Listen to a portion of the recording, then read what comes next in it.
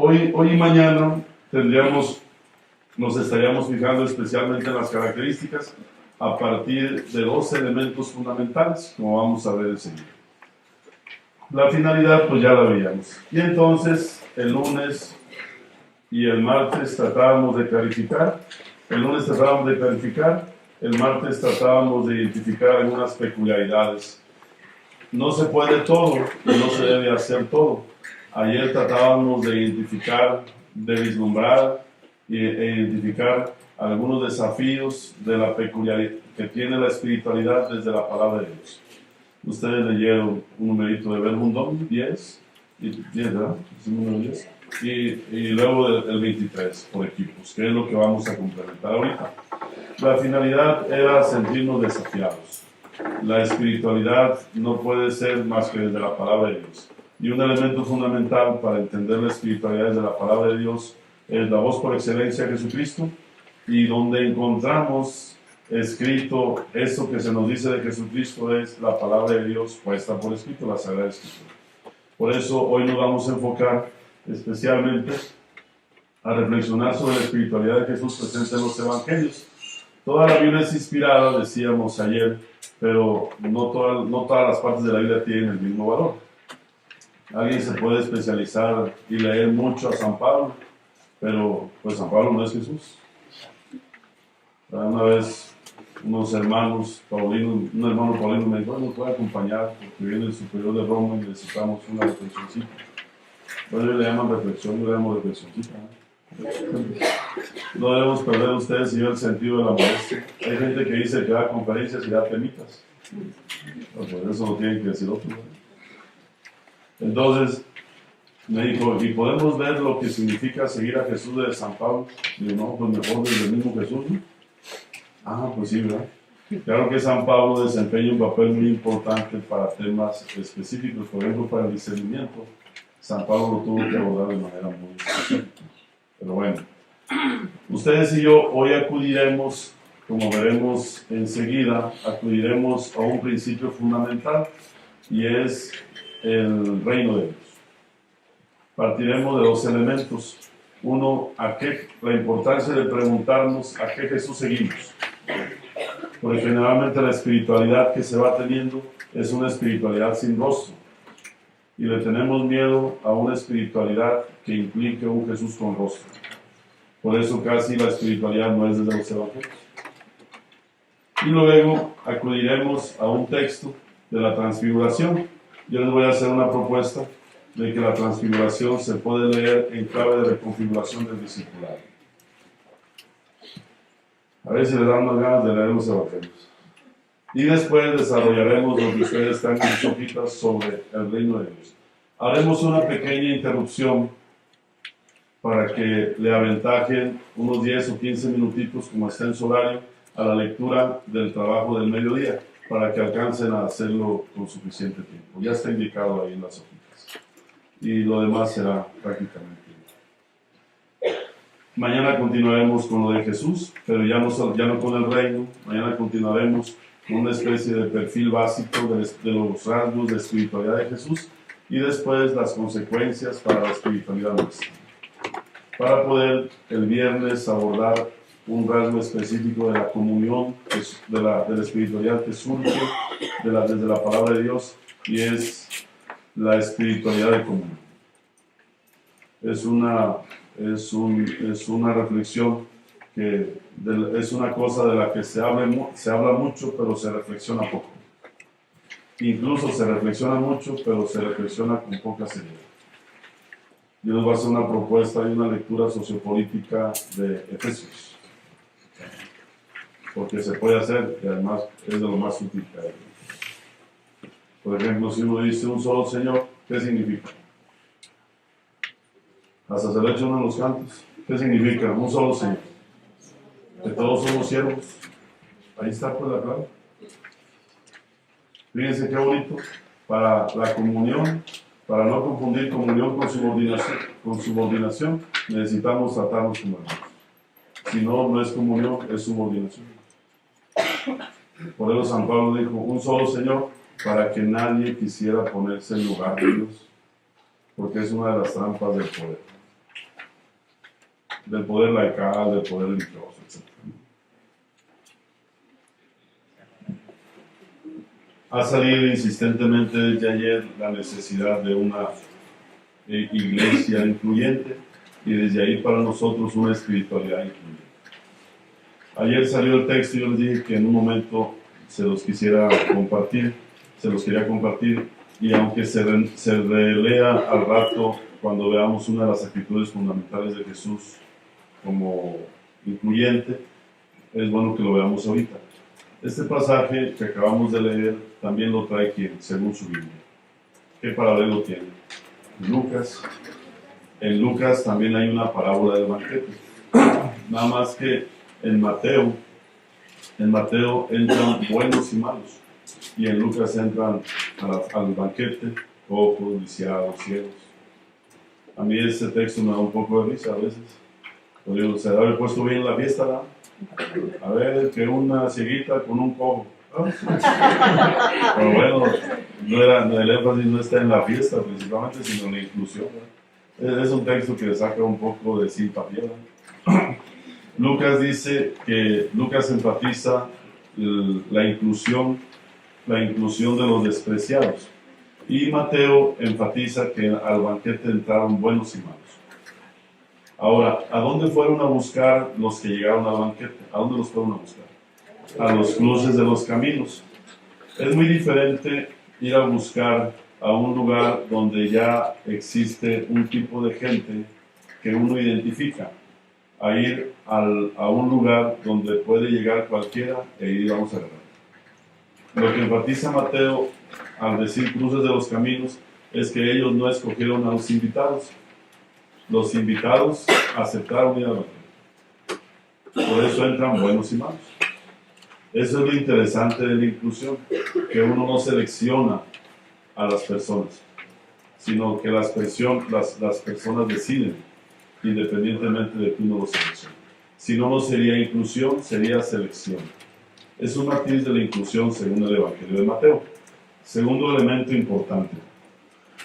Llama mucho la atención a partir del versículo 11, porque pareciera que no les da la impresión que la parábola terminaría en el versículo 10, cuando dice, y la sala de bodas se llenó de comensales.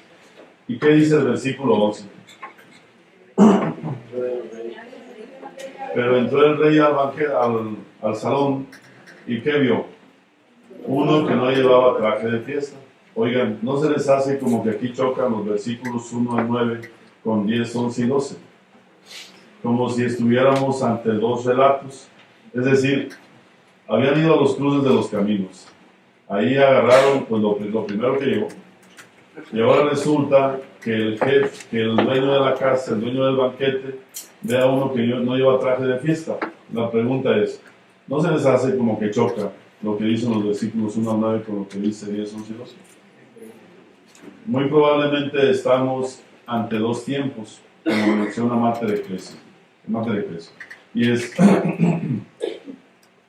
estamos ante la parábola, como se dijo al comienzo, pero luego los primeros cristianos vieron que había gente que no entendía la inclusión. Y entonces, a la inclusión entendieron perfectamente que Jesús no era un buena onda, que era incluyente. Porque una cosa es ser buena onda y otra cosa es ser abierto. La gente que a veces somos nada más buena onda es más bien por inseguridad personal que por convicción a partir de los principios del Evangelio.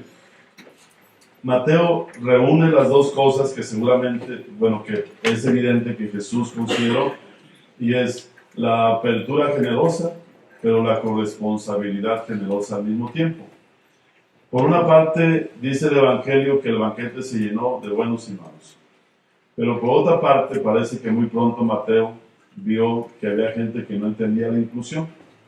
Y entonces Mateo hace una parábola, Mateo retoma la parábola más de manera más integral, de acuerdo a lo que ocupaban sus comunidades.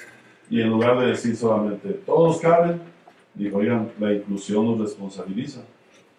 El choque que tenemos es un elemento, en realidad refiere a un elemento complementario. Todos pudieron entrar al banquete, Pero la inclusión genera corresponsabilidad, porque si no, las personas nos hacemos las víctimas y queremos que con pretextos de inclusión que los demás siempre nos aguanten. Y eso de la victimación, según René Girard, es uno de los principales problemas que tenemos los grupos religiosos. Los grupos religiosos tenemos dos problemas según René Girard. Una es la victimación y la otra es la búsqueda de chivos expiatorios. Es decir, alguien a quien echarle siempre la culpa. Y eso vieran que aparece siempre en los evangelios con una claridad tremenda. Y entonces el Señor le dice, ve que uno no lleva traje de fiesta. ¿Y qué le dice? El traje de fiesta, se quedó callado y dice, átelo de pies y manos y sáquenlo. Ustedes y yo tenemos que hacer y experimentamos una espiritualidad de inclusión. La pregunta es, ahora con lo del año de la misericordia es, efectivamente, ¿cómo no ofrecer la misericordia demagógicamente? Pero también cómo no controlarla escrupulosamente. Un padre acá en el centro del país, en una diócesis, con eso del año de la misericordia, me dijo, oiga, entonces yo pienso que la iglesia va a perder fuerza si somos misericordiosos. Digo, fíjese que tiene razón, la iglesia vamos a perder poder con lo de la misericordia, pero vamos a ganar en autoridad. De hecho, es la invitación del Papa. Eso es evidente, pues. Jesús no ofreció la misericordia demagógicamente, pero no la controló escrupulosamente. Ahora, la inclusión exige un elemento básico de corresponsabilidad. No vaya a ser que, como sucedió en algunos casos, el año de la misericordia, que con pretextos de misericordia, con pretextos de recibir misericordia, uno comete injusticias. No, tenga misericordia de mí, nada más le falté el respeto al niño fulano, pero tenga misericordia. Oiga, no. La misericordia, para que se dé adecuadamente, tiene que ir de la mano con la justicia y con el corte del círculo vicioso para que no se generen más víctimas. A mí me tocó atender un caso, es de los casos que no le he agradecido a Dios, pero llegó, ¿verdad? Pues Dios sabe por qué. Pero es un caso muy fuerte, de grandes niveles. Hombre, yo no pude dormir 2 noches. Con ustedes se me va el sueño 1 hora. ¿No? Pero esa vez 2 noches. Y la persona que había agredido directamente a otras, él acudía a la misericordia. Oigan, eso es civismo ya. Era impunidad con pretextos de misericordia. ¿O no? Lo importante es que quede claro, creo yo, la espiritualidad de inclusión pide también corresponsabilidad en el crecimiento de las personas que somos incluidas. Si alguien nos quiere así como somos, es porque para que siempre seamos así, o para que el cariño y su actitud acogedora nos animen a hacer de mejor manera. Pues para que uno se anime a hacer de mejor manera. Si no, uno con pretextos de inclusión puede ofender permanentemente a las personas. ¿Les cuento una anécdota? Sí. En una capilla en la que estuve, en una parroquia, había una persona, una madrecita que cantaba feo, pero feo con mayúsculas y negrita. Y ya le dije a una de sus hermanos, oiga, pues la madre fulana, yo la tengo mucho cariño, digo, pero canta feo. No, padre, ¿cómo no? Hay que ser realista, ¿no? Canta feo. Y el día de que no cante, y yo voy haciendo así como que metemos a otra persona para que cante en su lugar. Digo, no, padre, yo no le puedo decir eso y usted tampoco. Digo, ¿cómo no? Dice, no, padre, ella tuvo un accidente en Perú. Y oiga, pero nos va a accidentar a nosotros. No, dice, no le podemos decir nada. Ella ha sufrido mucho.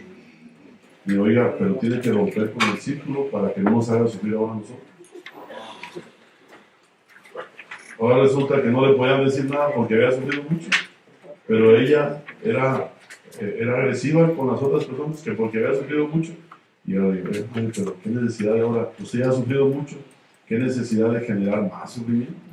Rompe el círculo vicioso para que nosotros no seamos sus víctimas, sino sus acompañantes, ¿verdad? Y sacó el argumento de siempre, el que canta ora 2 veces, pero yo me inventé otro y le dije que San Agustín decía el que canta bien. Me la pantallé porque le dije el que canta, y luego le dije, mire, y hay una interpretación, y como le creen a uno todo, y hay una interpretación, de un autor famoso que ver, digo, sí, hay un autor que dice que si alguien canta feo y se cae ahora 3. Sí, hombre, miren, qué necesidad de ser el centro enfermizamente de nosotros. Ustedes y yo nos debemos a la comunidad. Bueno, perdón por el ejemplo. Dejen ver si no hay de esa congregación aquí. Creo que no hay, no creo. Oigan, esto de la inclusión corresponsable es de fundamental importancia. Luego, mencionaron que la palabra es capaz de transformar. Y efectivamente, miren, pero hay un problemita. Hay un autor que mañana yo se los voy a recomendar insistentemente. Es un teólogo sudafricano, de lo mejor que ha dado la iglesia. Y hay que valorar a estas personas. Albert Nolan. Y Nolan tiene una pregunta que es de fundamento. Él tiene 2 preguntas que a mí se me hacen cruciales para revitalizar la reflexión sobre estos temas. Una es, ¿qué tanto de lo que decimos es buena noticia? Yo al reflexionar esas cositas, y el año antepasado en Puerto Rico yo afirmaba en un simposio que yo planteaba que, a modo de ver, que el 80% de lo que decimos no es buena noticia. Y me dijo un obispo que quiero mucho, me dijo, no te que exageras. Le digo, uno inclusive decir 85. Pero imagínense qué pregunta tan interesante, ¿qué de lo que decimos es buena noticia? ¿O qué tanto de lo que decimos es buena noticia? Pero este mismo autor termina un libro muy bueno, realmente muy bueno. Termina diciendo, oye, no se les, creo que sé, a ver si no me equivoco, no se les hace que nos involucramos más en el anuncio que en la eficacia del anuncio. Oigan, eso sí es cierto, es gravísimo. Es decir, nosotros estamos cerquitas de la demagogia religiosa. Decimos lo que debe ser, pero hacia adentro hacemos lo contrario. Ya Jesús lo criticaba. ¿Cómo ven? ¿Será buena la preguntita o no? ¿No será que nos involucramos más en el anuncio que en la eficacia? Sería algo deformado si el 80% de lo que decimos es anuncio, aunque sea bueno, y el 20% es compromiso por la eficacia del anuncio. ¿Cómo ven? ¿Tendrá chiste esa pregunta? Yo pienso que es de lo más elemental para la misión, ¿no? De hecho, en la misión se privilegia el anuncio, no la eficacia. Pero ustedes y yo sabemos que el verbo proclamar en el Evangelio especialmente significa 3 cosas. Ahí les van. Primero, hablar de manera tan fuerte que escuchen los que están sufriendo. Segundo, hablar de tal manera así de fuerte que escuchen los que están haciendo sufrir a esa persona. Tercero, hablar de manera tan fuerte hasta que uno mismo se escuche. No vaya a ser que uno esté diciendo que otros no hagan algo y uno lo esté haciendo acá. Por eso Lucas, Mateo, Marcos dieron la proclamación del Evangelio con ese matiz para evitar que los discípulos misioneros fueran funcionarios, gente que decía buenas cosas, pero como dice Jesús en el capítulo 23 de Mateo, pero que no son capaces de hacerlas ni en lo chiquito. ¿Cómo ven, muchachos? Yo quisiera pues que se animaran, pero no lo logro. Oigan, y esto, la palabra es capaz de transformar. Ustedes lo mencionaron. Nada más que hay una especie de riesgo, si no es que ya problema que tenemos. Y yo quisiera cerrar este momento con esto y luego retomar otra cosa. no se les hace que asistimos a una especie de bulimia de la palabra. Es decir, alguien se acostumbra tanto, o anorexia de la palabra, alguien se acostumbra tanto a no comer que se le hace lo más normal no comer. ¿No? Sí, por ahí va la anorexia y la bulimia, ¿no? Es decir, el profeta Amós, pueden buscar a Amós, por favor. A mí esta cita siento que es de las más cuestionantes que podemos tener ustedes y yo cuando hablamos de la palabra de Dios y nosotros. Generalmente es citada de manera positiva, pero es un mensaje negativo de parte del profeta. Lo pueden buscar, es Amós 8:11. Dice, mandaré hambre a la tierra. Y especifica el profeta, no hambre de qué, de pan, ni sed de agua. Oigan, ¿el hambre se puede transferir o es una necesidad profundamente personal? Profundamente personal. Se transfiere, no se transfiere el apetito. Eso es imposible. Oye, yo tengo mucha hambre, un viejero, un gordito, yo tengo mucha hambre. Ahí les paso de mi hambre. No se puede. El hambre no se puede transferir. Por eso el profeta hace una especie de ironía. No es hambre de palabra, no es hambre de comida, de pan, ni sed de agua. Es hambre de la palabra. Pero fíjense qué bonito, bueno, qué duro. Nada, qué bonito, ¿verdad? Qué duro. Dice, no hambre de pan ni sed de agua, sino de la palabra de Yahvé. Y muchos comentaristas que citan esta cita dicen, oh, miren qué padre, Dios va a mandar hambre. El problema es lo siguiente. Y dice el versículo siguiente, entonces, cuando tengan hambre, ¿qué van a hacer? Vagar de mar a mar y andar como errantes de donde a donde, de norte a sur. Perdidos. Ustedes y yo estamos frente al mar. ¿Dónde está el otro mar? En el otro extremo. Entonces, Amós, en lugar de decir norte, sur, este y oeste, dice norte a sur, mar a mar. Imagínense dónde le quedaba. El mar le quedaba por un lado cerquita a los israelitas y por otro lado casi al fin del mundo, ¿no? Para el profeta Amós, una desgracia grande es que las personas, por una parte, no acudan a la palabra, pero por otra parte, que cuando Dios les mande hambre de la palabra, las personas ya no van a tener apetito y se acostumbra el pueblo a vivir sin la palabra.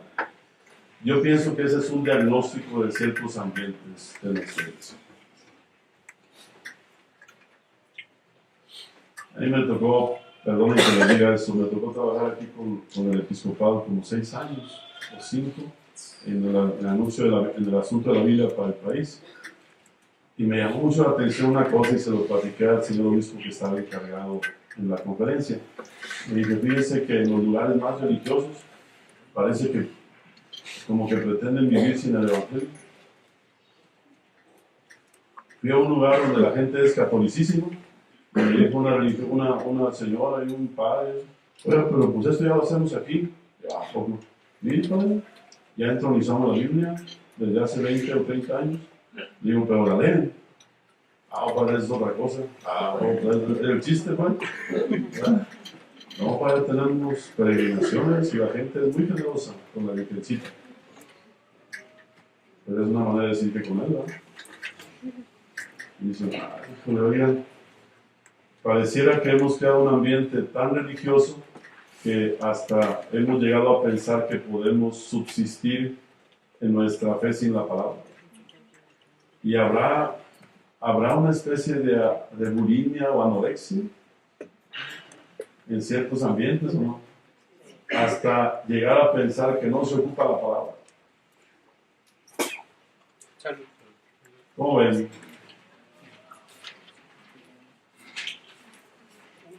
Cada vez estoy peor, ¿no? ¿Qué piensan de eso, muchachos? Y entonces, fíjense el profeta Amós. ¿Qué dice Amós? En busca de la palabra de norte a sur, de mar a mar, pero no la encontrarán. Aquel día desfallecerán de sed quienes, las muchachas hermosas y los jóvenes. Ya ven que en todas las culturas idealizamos la hermosura y pensamos que entre más bonitas y más guapos no les pasa nada. Pero fíjense, los muchachos van a desfallecer. En un pueblo, ¿quiénes aguantan más el calor y la sed? Pues los muchachos y las muchachas, y son las que van a desfallecer. Además, si desfallecen los jóvenes, no hay garantía generacional. Imagínense la gravedad que está señalando el profeta. Si no se alimenta uno de la palabra, los demás, si un señor y una señora no se alimentan, ¿cómo nace el niño? Débil. Si nuestra generación no se alimenta de la palabra, las generaciones que vengan después de nosotros van a estar muy débiles. De verdad. No hay otro camino. Van a estar pues desnutridos.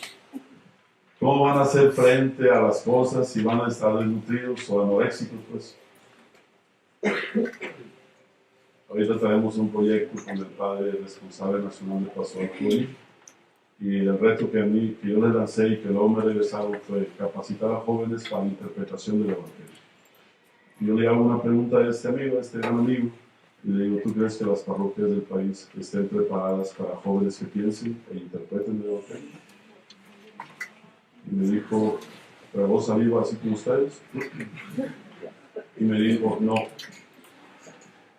Dice: pero no solamente en México, si te sirve de consuelo. Es un problema generalizado de Latinoamérica y en Europa. Fíjense que ahí tenemos un desafío, ¿verdad?, grande. Porque si queremos que otros se alimenten, debemos quitarnos nosotros la anorexia y la bulimia de la palabra. Porque uno no puede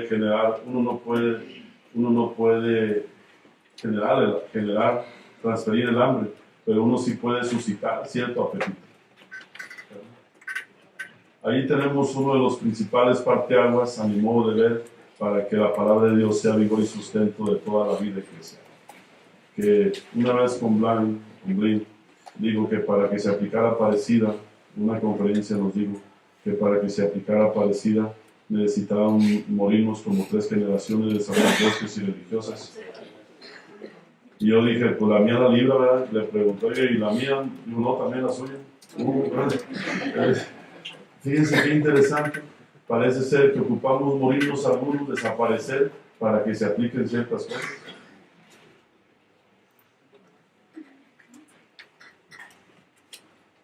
Bueno, eso es muy fuerte, olvídenlo. ¿Sí? Pues más o menos por aquí va la cosa, miren, en esto del hambre de la palabra. Para redondear un poco, yo quisiera compartirles unas tensiones que pueden ir surgiendo para el asunto de la espiritualidad. Ustedes saben que este planteamiento de la espiritualidad, con otros que hay, necesita abordar ciertas tensiones. La principal tensión es con uno mismo. Yo les comentaba ayer que si uno vive de intereses ya en la iglesia, es difícil preguntarse por otro tipo de espiritualidad, porque no nos conviene otro tipo de espiritualidad. Por eso, pues perdón por lo que voy a decir, pero los más libres para esto son los que casi no vienen acá. Si pueden empezar de nuevo, porque uno maneja, como ya vivimos de esto, entonces uno dice: no, eso es peligroso, ¿qué pasó, padre? Oiga, eso sí está con la fe de la iglesia, y entonces uno identifica fe de la iglesia con intereses personales. Padre, si quiere Dios eso, ¿verdad? Bueno, pues está claro que sí, y no porque uno lo diga. Si ha investigado demasiado ya, ¿verdad? Y los evangelios son muy claros, si se interpretan como nuestra iglesia que el Papa está insistiendo en eso. Entonces, hay unas tensiones que vamos teniendo porque algunos de nosotros ya vivimos de esto y nos conviene otro tipo de espiritualidad. Pero bueno, eso ya eso no se puede, no lo puede uno remediar, ¿no? Pero miren, hay unas tensiones. Nosotros tenemos estructuras y comportamientos, pensamientos de un mundo agrario y sacral. Hasta nos cae mal la secularización. Pero estrictamente hablando, ¿saben quién fue el primer secularizador? Jesús. A Jesús ni por aquí le vino a su cabeza decir: Ninguna hoja de un árbol se mueve sin la voluntad de Dios. Un día le dijeron, oye, hay unos galileos ahí que Pilato los mató, ¿verdad? Y dijo, ¿y ustedes creen que eran más pecadores que ustedes? Puso un accidente y puso una situación que tenía un culpable clarito. Capítulo 13 de Lucas, muchachos. Y oigan, qué interesante. Y un día le llevaron la moneda del César y dijo, ¿le pagamos el tributo al César o qué? Y le dieron la moneda. ¿Y quién es esta imagen? No, pues del César. Ah, pues la moneda es del César. Pero el que trae la moneda tiene la imagen del César. Pero el que trae la moneda, ¿qué imagen tiene? Es la de Dios. Pues denle al César lo que es del César. Y nada más faltó que dijera, y nadie se puede adueñar de las personas. Desmitificó todo tipo de poder. Bueno, ¿no se les hace interesante eso al menos, pues? Imagínense, Jesús desmitificó el poder. Nada de que, oigan, yo soy semidios y ustedes son humanos, ¿verdad? Lucas después lo retoma en Hechos 10, y Pedro va a la casa de Cornelio y aquel pobre hombre se le cae a los pies y que dice, Pedro, levántate que yo también soy hombre como tú. Y luego lo repite del capítulo 14, porque Pablo y Bernabé van a Iconio y ellos se enojan, se rasgan las vestiduras y le dicen a los de Iconio, oigan, ¿por qué hacen esto? Estamos enojados, somos hombres de igual condición que ustedes. Yo digo, Dios mío, bendícenos con esa actitud. Para no sentirnos hechos a mano, pues. ¿Cómo ven? Oigan, nosotros ya vivimos en un ambiente urbano y secular. La espiritualidad tiene que asumir estos desafíos. Es una tensión, pero debemos asumir estos desafíos. Oigan, nosotros a veces hemos entendido la vida espiritual como consagración total a la persona de Dios. Y entonces, ¿qué nos han dicho? Hay que renunciar al mundo. Oigan, han sido más evasivos, ¿verdad? No, miren, la consagración es al Dios de Jesús para la misión. Y entonces la disponibilidad total para hacer sacramento de Dios en el mundo. Ya vieron la de ayer, ¿no? Que se equivocó en todo, despreció lo que Dios había creado y no asumió lo más natural de la existencia. Y le dijo, yo doy tu tiempo a valorar la vida, ¿no? Oigan, nacimos para encargarnos de asuntos que antes correspondían a otros. Antes nos correspondían solo a nosotros y ahora las tareas las están asumiendo las ONG. ¿Cuál es la peculiaridad de nuestra tarea? Desde nuestra espiritualidad. ¿Cuál es la diferencia entre un hospital atendido por religiosos o religiosas o una diócesis y cuál es la diferencia de una ONG que atiende un hospital? A veces es el precio del hospital religioso. ¿Sí? Oigan, vivimos en permanente riesgo de condenar absolutamente lo no sacral de la cultura, o por otra parte asimilarnos a la cultura. Somos como especialistas en reprobar a los que no piensan como nosotros. Luego, nos incomoda que una cultura se imponga a la fe, pero nadie protesta de nosotros cuando la fe se manifiesta en una sola cultura. Ya desde hace 30 años se está hablando, ya hace 40 años, del problema del eurocentrismo, pero también del problema del latinocentrismo, ¿no? Es decir, cómo asumir los retos de la globalización para el asunto también de la espiritualidad, lo local y lo global. Y luego, la tentación del escapismo, ¿verdad? Abierto o sutil. La espiritualidad a veces es tolerar al mundo en lugar de amarlo.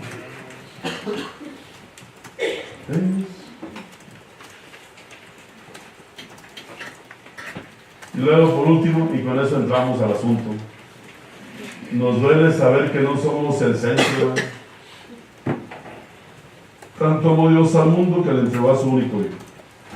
El centro del amor de Dios no somos ustedes y yo, es la humanidad plena, la humanidad completa. Nosotros estamos al servicio de, como ya algunos de ustedes decían. A veces, como no somos el centro, entonces pretendemos serlos de manera inadecuada. El Papa habla muy claramente en Evangelii Gaudium de eso. Pienso que hay que hacerle mucho caso de todo, pero en esos aspectos, como casi no se habían tocado, pues con más razón. Esto es de lo más grave que hay ahorita. ¿El discípulo es centro del discipulado o el centro es el otro? El otro. Y dice una persona, ¿y padre, cuándo vamos a hacer el centro? Le digo, pues el otro nos tiene a nosotros como centro de su discipulado. Por eso el Evangelio insiste, no puede ser mi discípulo el que no renuncia a sí mismo. Uno no puede ser el centro.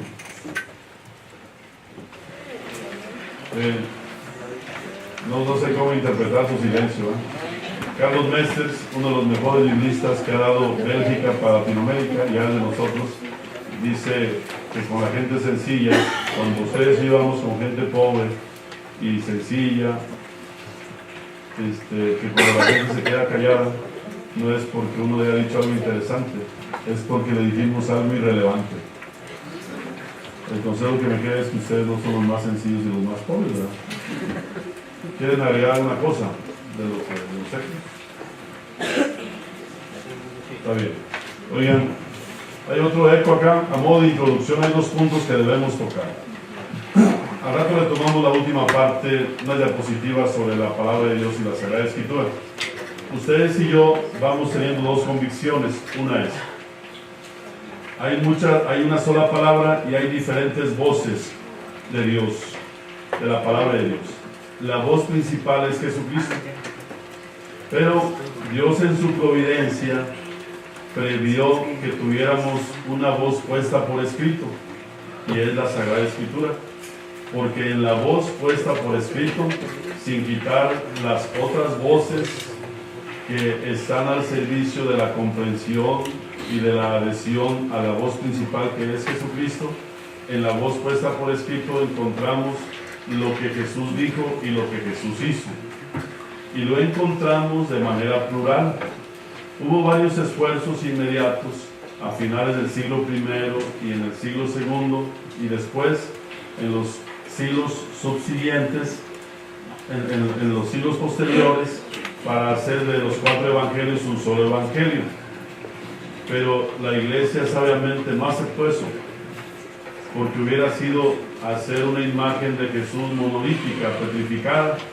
La iglesia sabiamente, el Espíritu previó que hubiera 4 perspectivas canonizadas de Jesús, los 4 evangelios, y que algunas cosas que después se hicieron, aunque son valiosas para entender la vida de ciertas comunidades que tendieron al gnosticismo, como la biblioteca de Nag Hammadi, o algunos otros libros como los evangelios apócrifos, no entraron en el canon, porque se salían de lo que Jesús había dicho y hecho, y fantaseaban, generando un tipo de compromiso que no correspondía a lo que Jesús había querido. Oigan, ahí tenemos el corazón de las cosas. Sin embargo, cuando queremos hablar de una espiritualidad desde Jesús, tenemos un problema inmediato, y es, si somos discípulos y discípulas de Jesucristo, oigan, ¿pero de qué Jesús? Miren, pues está bonito y es lo que más generalmente aparece en las estampitas, y nosotros tenemos una manera de presentar a Jesús y a Dios racista. Nosotros somos una cultura religiosa un poco racista, o bastante racista. De hecho, a eso corresponde. Digo, tampoco vayan a exagerar como los hermanos Vigil. Jesús el moreno, otro problema. ¿Sí han oído eso, no?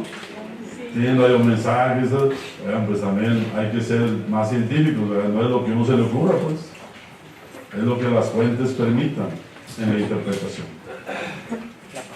Oigan, pues ya está como más mestizo, pero esa es la revista Time, casi saca miedo. Es una reconstrucción que hace la revista Time hace más de 10 años con estudios sobre Jesús histórico, y dice, pues más o menos sería así, y yo la vi en la revista cuando salió inmediatamente, por mi interés en ese tipo de estudios, y mi primera pregunta es, ¿cualquier chiquillo le tiene miedo a uno como este? ¿Verdad? No, pues, la pregunta es, discípulas y discípulos de Jesús. ¿De cuál Jesús? Porque ustedes y yo tenemos un desafío grande. Este es el huesito, esta es la carnita. Oye, muérdele a este huesito. Oigan, eso no es atractivo. El huesito lo deja alguien que comió carnita. ¿Sí? Por eso fíjense, nosotros empezamos la catequesis por el huesito, pero falta la carnita. Perdón por el ejemplo tan simple, pero pues me quiero dar a entender. Oigan, nosotros tenemos verdades definidas en los concilios. Eso es importante, sí, pero no era para los que se iban integrando, era para que no se desviaran los que ya estaban integrados y para que no perdieran el sentido de precisión. Pero tenemos una verdad definida, eso está bien, está en la doctrina, pero ustedes y yo no podemos sacar la espiritualidad de Jesús de la doctrina. Aunque se me queden viendo así, yo te estoy preparando un libro sobre sacerdocio. No se lo recomiendo, porque no van a aguantar. Mi propuesta metodológica es: no falta en la doctrina ahorita reflexión seria. La pregunta es: ¿por qué en la práctica el sacerdocio es de otro modo? Entonces mi propuesta metodológica es: la doctrina es tan seria y tan clara, pero hay que especificarla, y entonces la metodología es: el libro consiste en escribir haciendo un discernimiento de las implicaciones cotidianas de las afirmaciones teológicas que todos conocemos, pero que en la práctica cotidiana de la iglesia del sacerdocio no se nota. Por ejemplo, todos los documentos de nuestra iglesia dicen que el sacerdote es un servidor. No hay documento que no diga. ¿Qué falta? Pues precisarlo desde donde los documentos de nuestra iglesia se basaron para eso. ¿Dónde se basaron para decir eso? En los evangelios, no en el Levítico. Y entonces hay que reinterpretar los evangelios para hacer un discernimiento sobre las implicaciones de esa afirmación tan bonita que hay en los documentos. Y entonces, ¿dónde está la dignidad del sacerdote? ¿Dónde está? En el servicio. Oiga, padre, ¿y los trapos? Pues no, ni en cuenta, en el servicio. Algún día me preguntó un padre en un retiro: les eché un rollillo sobre, así como ustedes, pues. Les eché un rollito sobre Juan 13. Y luego me dijo un padre: oiga, ¿y nuestra dignidad dónde está? Y le digo: no sé, padre, dónde esté su pensamiento, pero según el evangelio, nada más en el servicio y en la entrega a la comunidad. Y entonces pasa esto. Creo que no se los puse aquí, se los tenía que haber puesto. Nosotros le tenemos miedo a un Jesús con rostro. ¿No se les hace que le tenemos miedo? Le tenemos a un Jesús que clarito dice y que clarito manifiesta que la dignidad está en el servicio. Y luego el Evangelio de Juan dice que ese es un ejemplo, y la palabra griega que utiliza no es ejemplo, a ver si lo quieren seguir, es: si alguien no hace esto, no puede ser discípulo de Jesús. Y por ello, qué padre, ¿no? ¿Está enojada, hermano? Conmigo o contra mí. Digo, está enojada por lo que digo, hermano.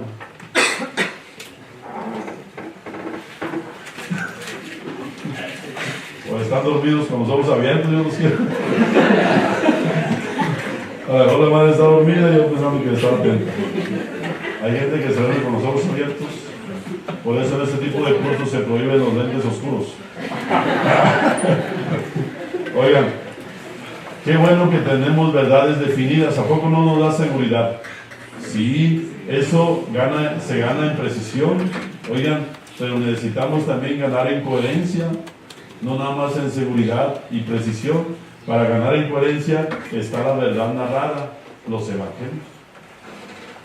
Este es el huesito.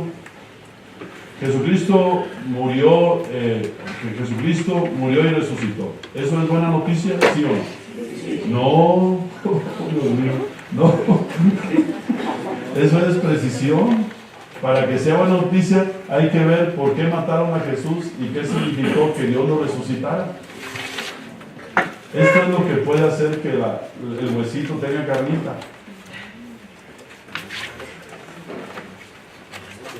Así es, Marina. Bueno, esto gana precisión y esto genera ¿qué? Adhesión. Esto genera discípulos. Y ya después de que alguien le entre al discipulado con generosidad y autenticidad, entonces le vamos precisando la doctrina. Por eso el proceso evangelizador está muy claro. Aunque se me quede viendo así, señora. Como quisiera poderles tomar una foto a cada uno de ustedes y llevármelos para un curso la semana que entra, para pasarlos en diapositivas. Ok, dejamos esa precisión, pues mañana la retomamos. No. La quiero pegar más de la de usted. Oigan, eso está a modo de introducción. La transfiguración reconfigura la identidad del discípulo. Parece ser que Mateo está en sus hojitas, no tienen que apuntar, solamente poner atención. Mateo relaciona la transfiguración con el discipulado a modo semejante en que lo hacen Marcos y Lucas, pero con unos matices un poquito diferentes. Parece que Mateo, en los versículos en torno a la transfiguración, maneja elementos de discipulado, pero además parece que expresamente lo quiere relacionar a semejanza de los otros evangelistas. Y es como comienza el versículo 1. 6 días después. 6 días después de qué? Pues de los textos, de lo que se está hablando del discipulado en los versículos anteriores. Incluso también podemos decir que se puede interpretar o releer en clave de discipulado, de reconfiguración del discipulado, en Mateo, a semejanza de Marcos, porque introduce a Pedro, Santiago y a Juan. Parece ser que el texto se puede releer no solamente en clave cristológica, sino en clave de alcance discipular. El espacio de Jesucristo no puede ser sustituido por nadie. Esa es una característica de la espiritualidad cristiana. Es decir, fíjense que el versículo 5 dice que Pedro todavía estaba hablando y parece indicar en el relato que la pretensión de Pedro fracasa. Hagamos 3 chozas, una para ti, otra para Moisés y otra para Elías. Para Mateo, a semejanza de para Marcos, Jesús es el nuevo Moisés y es el profeta. No ocupan otro hombre. No se ocupa otro. Moisés no era el modelo del legislador. Mateo presenta ahora a Jesús como el nuevo Moisés en el monte y dando la nueva ley. Elías y Eliseo habían sido buenos. Elías había sido muy bueno, era muy querido en el pueblo, pero no tenía por qué ocupar el lugar de Jesucristo. Los discípulos necesitaban, según Mateo y los evangelios, cuando cuentan esto, necesitaban un punto de referencia para guiarse. Ni Moisés ni Elías podían ser el punto principal o absoluto de referencia. Este tipo de espiritualidades que sustituyen a Jesús por otra persona u otro pensamiento fracasan, pero además dejan mucho que desear para el servicio que tenemos que dar a la humanidad. ¿Cómo ven? Angélica, ¿cómo ven? Oigan, por eso dice el Evangelio, es el Hijo amado, ¿verdad?, a quien vale la pena escuchar, el elegido. Nosotros no, o a menos en la medida que estén de acuerdo con Jesús. Hay pensadores, hay escritores, hay gente que escribió sus visiones, o lo que haya sido, que contradice lo que Jesús dijo e hizo. Esas cosas sirven en la medida que el discípulo puede oír muchas voces, pero solamente debe escuchar ¿a quién? A Jesús, hombre. Es casi seguro que los textos de transfiguración en Mateo, Marcos y Lucas tengan la función en el relato, pienso yo, de reconfigurar la perspectiva del discípulo. Los discípulos vienen equivocándose y entonces se ocupa la transfiguración para reconfigurar el pensamiento de los discípulos y se ubican de manera más adecuada. El discípulo no puede oír, pero tiene que escuchar a Jesús y de otros lo que pegue con lo de Jesús. así sea la madre fundadora o el padre fundador. Oye, padre, pero ¿a poco se equivocaron los fundadores en algunas cosas? ¿Ustedes qué creen? Pues sí, hombre. Vita Consacrata número 3. El Papa nos pedía en ese documento que releyéramos permanentemente. Hombre, hay documentos tan valiosos que uno se queda espantado porque no los hemos leído. Oigan, lo que guarde relación de otros con lo de Jesús, oigan, pues pega para la espiritualidad. Pero si algo no pega, oigan, pues no hay que agarrarlo, ¿no? Oigan, la centralidad de Jesús en la vida del discípulo, dice el Evangelio, ellos alzaron sus ojos y no vieron a nadie más que a Jesús. Marcos lo dice también con mucha claridad. Imagínense la problemática de las comunidades de la segunda generación que estaban como desilusionados de lo que les había dicho Jesús porque era poco práctico y ellos, algunos pensaban adaptarse burdamente a la sociedad en la que vivían. Y entonces Mateo les recuerda, oigan, hay pensamientos, Marcos también, hay pensamientos, maneras de pensar, hay líderes con los que no hay que hacer combinar a Jesús, claro, incluido Moisés y Elías. No pueden hacer pues combinar a Jesús y a San Judas Tadeo. Ay, Jesús está arriba y el otro pues está muy abajo. Padre, pero yo le dije esto a un amigo sacerdote que tiene su parroquia. Fíjense, tenía a uno poco taquillero y digo, no voy a poner a San Judas, la comunidad lo necesita, no me venta de dinero. Y otra vez le dije, oye, no te hace pecado de simonía eso. ¿Qué pasó, padre? Dice, la gente necesita esto. Algo la gente ocupa que uno la estafa. Pero aquí pasa como con los tacos, ¿no? Aquí en México, ustedes saben que hay taquerías. Y entonces, los tacos antes, cuando estábamos chiquillos, eran en la calle. Pero luego la gente de dinero hizo tacos también. Y entonces surgió Taco Inn. ¿Sí? Es una perspectiva sociológica, muchachos. Nada más antropológica. Empezó a tener fuerza San Judas Tadeo. Y luego la gente de dinero dijo, no van a andar cargando una imagen ahí por la calle a la medianoche. Eso es para plebe, para ustedes y para mí, pues. Y entonces surgió San Charbel. ¿Sí? No es una explicación católica, es una explicación nada más socioreligiosa.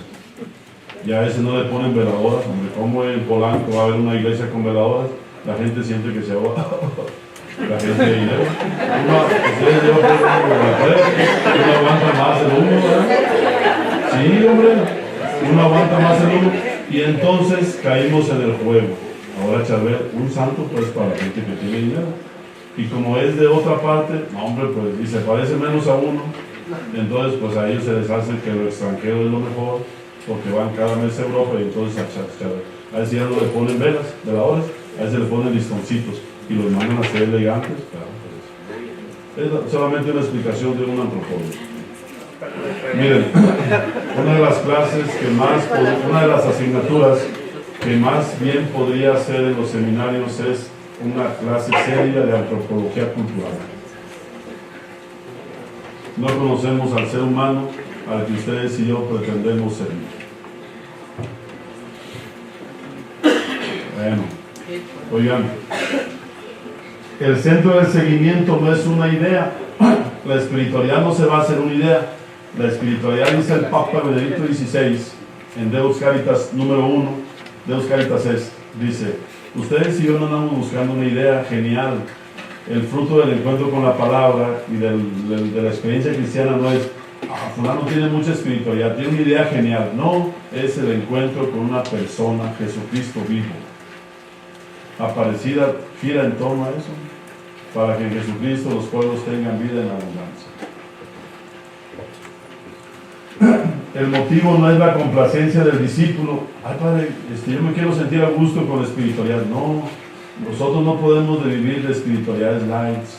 Necesitamos vivir de una espiritualidad cierta, verdadera, porque no es la autocomplacencia del discípulo, es la exigencia del maestro lo que la rifa. 3 exigencias que yo les propongo. Démosle a Jesús el lugar que le corresponde. El lugar de Jesús es imprescindible, nadie puede reemplazarlo. Pero hay que conocer lo que dicen los evangelios sobre Jesús. Segundo, dejémonos guiar por Jesús. Existen muchos falsos mesías, muchos inventos, muchas mentiras. De verdad, necesitamos dejarnos guiar por Jesús porque necesitamos que Jesús nos guíe. Y es cierto que nos puede desestabilizar, pero no nos va a desorientar. Una comunidad religiosa puede desestabilizarse si le hace más caso al Evangelio, pero no crean que va a desaparecer. No, al contrario, si no le hacemos caso a Jesús, les quedan 10 años, 5, 15 de vida, y ya. Sí, imagínense una congregación o una comunidad eclesial que no le importe dejarse guiar por Jesús, va a desaparecer o va a ser incluso de menos calidad que una ONG. No se trata de sobrevivencia, se trata de autenticidad. Concentrémonos en Jesús. Hay muchas maneras de desconcentrarse. Hay muchas, incluso, afirmaciones que ustedes y yo sabemos que son falsas. Oigan, quizá por eso los miedos no nos dejan.